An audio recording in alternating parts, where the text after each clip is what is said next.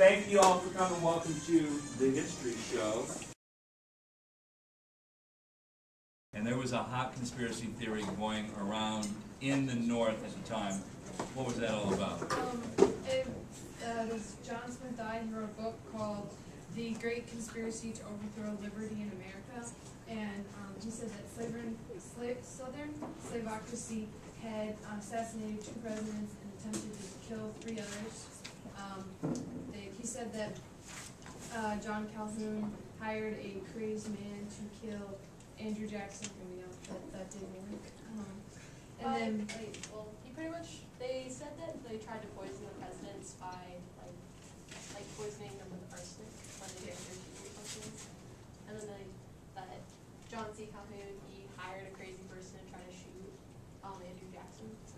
And it's surely plausible that Calhoun would have hired someone to kill Andrew Jackson. So it makes sense, okay? When he mentioned some other presidents now.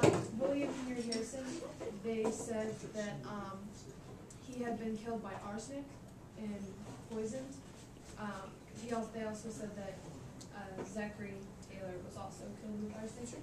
And then Pierce and Buchanan, 2 other presidents, were also attempted to be assassinated. And was it like Miller? Was it Fillmore on his? Or no, it was Pierce on the way to his inauguration, where the train overturned, and they said that was. And actually, it killed his son. And his son died in that crash on the way to being inaugurated. And then after that, it said that Pierce he went along with whatever the South wanted. Interesting. Has there ever been any truth to these rumors? No. In 1991, they examined Taylor's body and they found no trace of poison or arsenic in his. So they dug him up? No. Huh? No. Well, how did they get his body then? They must have dug him up. They had his body tested. Why? They had to dig him up, though. That's what means exhumed his body. Yeah. They exhumed his body. So that's how much people thought this was in. When did they? 1991. So in 1991, they dug up the bones of old Rough and Ready, Zachary Taylor, to examine them for traces of arsenic. What did they find? They didn't find it. Oh, that's disappointing. The conspiracy wasn't true. So it wasn't true.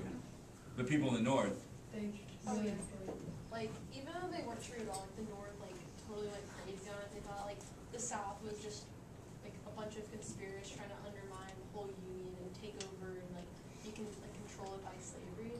And the South took a ton of offense to that, because it wasn't true. There were conspirators, but it wasn't the entire South. It wasn't this huge giant. They were not everyone was trying to undermine the government. I'm sure people were, but not everyone was. And so that just caused a lot of tension between the North and the South.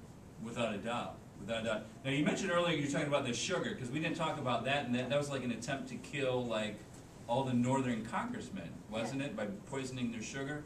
Can you talk about that?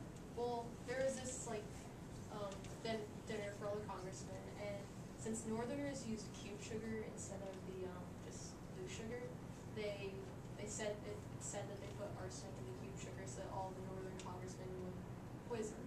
Because they drank coffee, right? Yeah, in their coffee, yeah. And the Southerners drank tea. Yeah. And so they used the granulated sugar. Instead of the lump sugar. And that wasn't poison. Yeah. So they've only poisoned the sugar cubes because only the Northerners. That's sort of far-fetched. Did anybody get sick? A few did. A few actually died. But not everyone. Not everyone. So it says, again, there's still no proof. Yeah, there's that no was there. solid evidence or proof that all these things happened. That's interesting. That's interesting.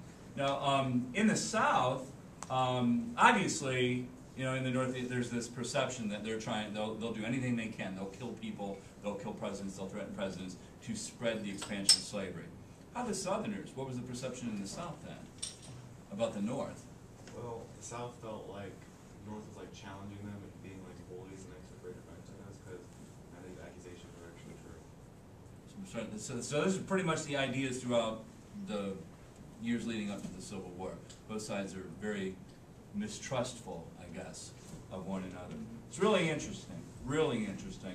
Now, in 1850, the last group came up and they talked a little bit about how California really grew in population, and then to bring law and order, they proposed becoming a state. And President Taylor, now obviously prior to his death, President Taylor actually proposed that California be admitted as a free state, even though he was a Southerner and he owned slaves. Why was he? Why do you think he was interested in seeing California admitted as a free state?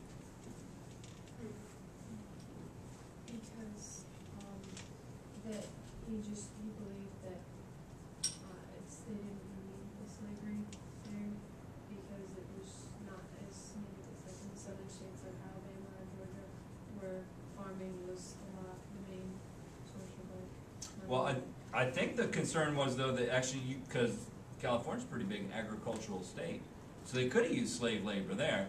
Nevada, Utah, New Mexico, probably not conducive to slavery. California was, and I think it did, and that's, I think, in your book, that's why I said that that's why they killed Taylor, is because he opposed slavery in California, when they thought that he wouldn't, because he was a slave owner himself.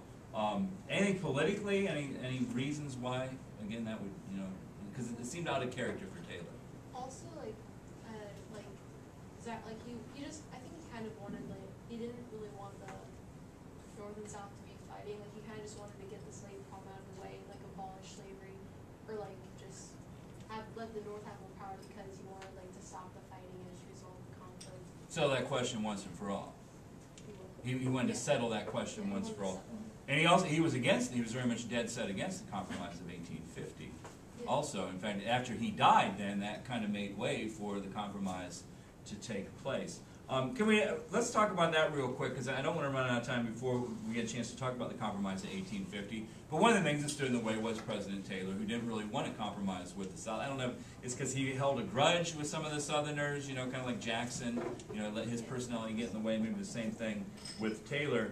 But what were some other problems with the compromise of 1850? Like Henry Clay really had a hard time getting this thing through Congress. What did he propose, first of all, in his compromise? Well, Henry Clay proposed that California be admitted as a free state, and that there would be no restriction on slavery in Utah and New Mexico. Texas would relinquish its territory from New Mexico in order for the government would assume its debt, and there would be a strict fugitive slave law enacted, and they would abolish the slave trade, not slavery, in Washington, D.C. And interestingly enough, that's exactly what happened, only it didn't happen under Clay's watch. Because, well, how did Clay introduce the bill? What was his fault there? He introduced it all as one giant package, like all together. So that's called an omnibus bill, I think, where it is yes or no on the whole thing. And obviously, the South wasn't going to vote yes on California being admitted as a free state, and the North wasn't going to vote yes on, like, the Fugitive Slave Act, okay? So Clay kind of bows out at that time, and who takes over?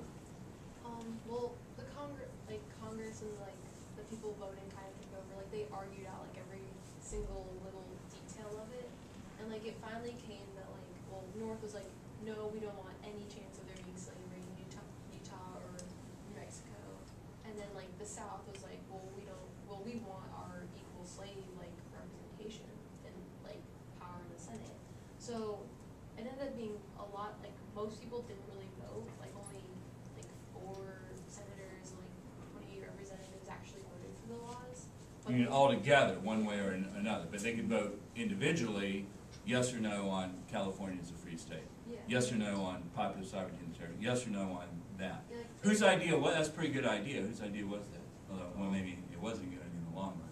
It was proposed by Stephen Douglas. So kind of a newcomer into the Senate from Illinois. I know he's be a rival of Lincoln with the Lincoln-Douglas debates. So he broke each part away from the other omnibus bill and said yes or no on this, yes or no on this, yes or no. He said it was something like only 4 senators, if that, voted yes on everything or no on everything, and not very many in the House of Representatives. So truly, it wasn't much of a compromise, was it?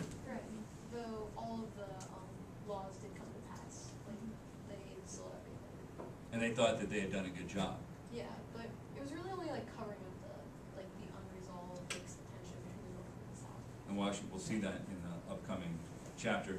I heard that, like Stephen Douglas, like what were his comments? You remember what he said? Like once that bill was finally passed, you remember what he said, which was so ignorant. He said like the slavery issue would be done with and it would be solved for good. Yeah, because that's No, it. we know. And he said, I'm not even going to talk about slavery. No, I'm not even going to give another speech that has slavery in it because we won't need to. It's settled once and for all. I also heard Congress, both houses of Congress actually got falling down, throwing up drunk because they had this huge party with lots of alcohol, and then like no one showed up for 3 more days because they were all hungover. But that's how satisfied they were with themselves. They really, truly, they really did. Like throwing up drunk is how it was described. So they thought they fixed all these problems. Okay.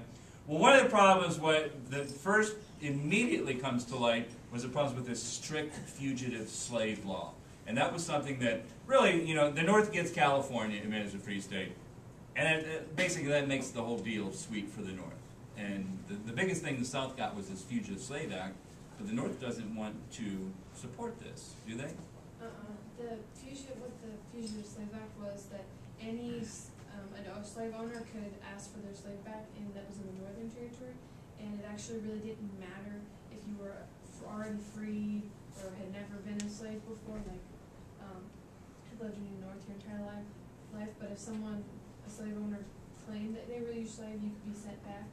And how that was done is they were trialed by a commissioner, and the commissioner actually received $10 if the slave was sent back to slavery, and only $5 if they were free.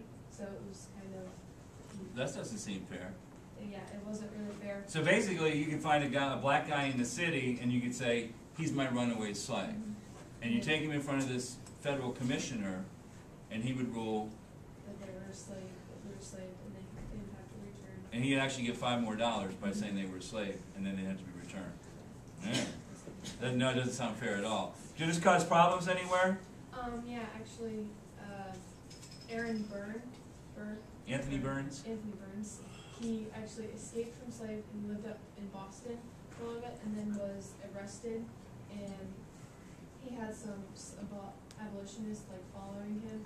So he was, but he was sent back, and he wouldn't go back down to the South. So he actually was escorted by like 100,000 men or something. Well, I think they said it cost like $100,000 to send a $500 slave back down. Because they sent naval vessel and like Marines actually came into Boston to get Anthony Burns out of jail and escort him to the ship that was going to carry him back south. They said the whole process cost about $100,000 to return maybe a $500 slave.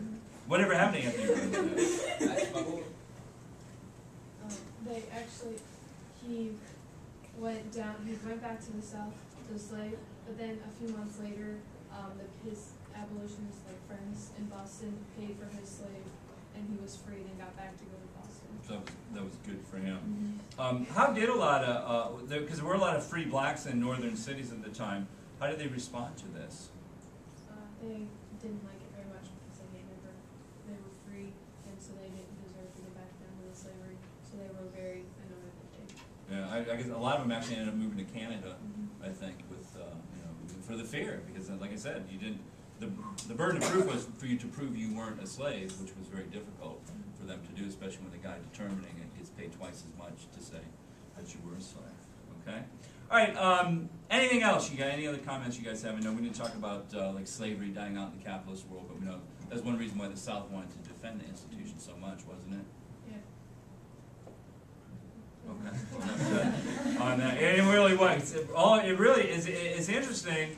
Maybe the only place in the world at the time where slaves are economically beneficial is in the American South, and they're really economically beneficial. Some of these plantations are making millions of dollars a year, and the only way they're doing that is through the use of slave labor. So obviously, we understand why they want to fight so hard to hold on to it. Okay.